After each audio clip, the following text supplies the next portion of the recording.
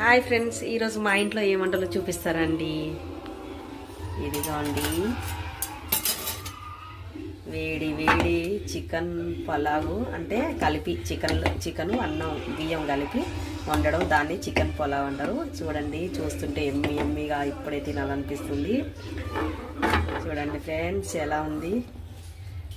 ఇదండి, చూస్తే ఇప్పుడే నోట్లో వాటర్ వస్తున్నాయి. మీరు మీ వంటలు అయినాయా, తిన్నారా లేదా కామెంట్ బాక్స్లో కామెంట్ చేయండి. నేను మాత్రం తింటున్నాను.